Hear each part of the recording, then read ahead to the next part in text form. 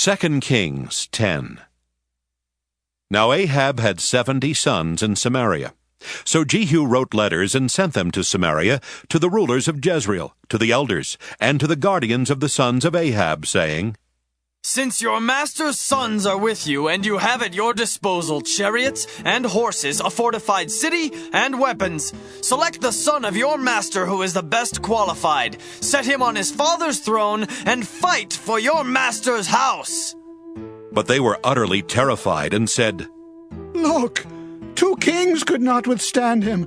How then can we stand?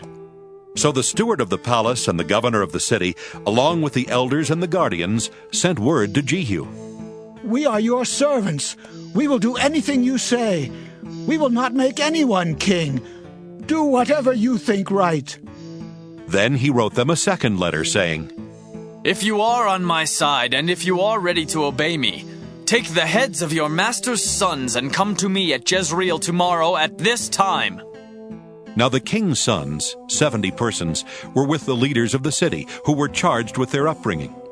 When the letter reached them, they took the king's sons and killed them, 70 persons. They put their heads in baskets and sent them to him at Jezreel. When the messenger came and told him, They have brought the heads of the king's sons. He said, Lay them in 2 heaps at the entrance of the gate until the morning. Then in the morning when he went out, he stood and said to all the people, You are innocent. It was I who conspired against my master and killed him. But who struck down all these? Know then that there shall fall to the earth nothing of the word of the Lord, which the Lord spoke concerning the house of Ahab. For the Lord has done what he said through his servant Elijah. So Jehu killed all who were left of the house of Ahab in Jezreel, all his leaders, close friends, and priests, until he left him no survivor. Then he set out and went to Samaria. On the way, when he was at Beth-eked of the shepherds, Jehu met relatives of King Ahaziah of Judah and said, Who are you? They answered, We are kin of Ahaziah. We have come down to visit the royal princes and the sons of the queen mother. He said, Take them alive. They took them alive and slaughtered them at the pit of Beth-eked, 42 in all. He spared none of them. When he left there, he met Jehonadab, son of Rechab, coming to meet him.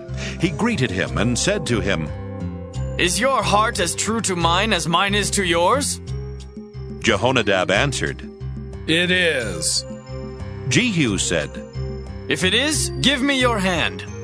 So he gave him his hand. Jehu took him up with him into the chariot. He said, Come with me and see my zeal for the Lord. So he had him ride in his chariot.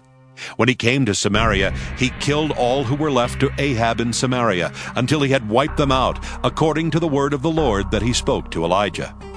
Then Jehu assembled all the people and said to them, Ahab offered Baal small service, but Jehu will offer much more.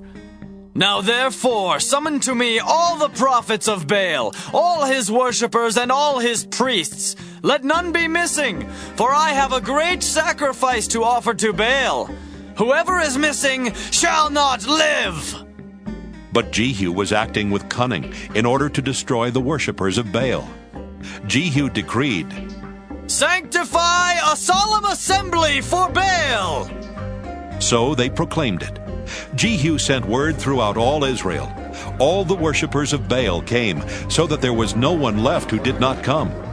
They entered the temple of Baal, until the temple of Baal was filled from wall to wall. He said to the keeper of the wardrobe, Bring out the vestments for all the worshippers of Baal. So he brought out the vestments for them. Then Jehu entered the temple of Baal with Jehonadab, son of Rechab. He said to the worshippers of Baal, Search and see that there is no worshipper of the Lord here among you, but only worshippers of Baal. Then they proceeded to offer sacrifices and burnt offerings. Now Jehu had stationed 80 men outside, saying, Whoever allows any of those to escape whom I deliver into your hands shall forfeit his life. As soon as he had finished presenting the burnt offering, Jehu said to the guards and to the officers, Come in and kill them! Let no one escape! So they put them to the sword. The guards and the officers threw them out, and then went into the citadel of the temple of Baal. They brought out the pillar that was in the temple of Baal and burned it. Then they demolished the pillar of Baal and destroyed the temple of Baal and made it a latrine to this day. Thus Jehu wiped out Baal from Israel. But Jehu did not turn aside from the sins of Jeroboam son of Nebat, which he caused Israel to commit, the golden calves that were in Bethel and in Dan. The Lord said to Jehu, "Because you have done well in carrying out what I consider right, and in accordance with all that was in my heart have dealt with the house of Ahab, your sons of the 4th generation shall sit on the throne of Israel." But Jehu was not careful to follow the law of the Lord, the God of Israel, with all his heart. He did not turn from the sins of Jeroboam, which he caused Israel to commit. In those days the Lord began to trim off parts of Israel. Hazael defeated them throughout the territory of Israel. From the Jordan eastward, all the land of Gilead, the Gadites, the Reubenites, and the Manassites, from Aroer, which is by the Wadi Arnon, that is, Gilead and Bashan.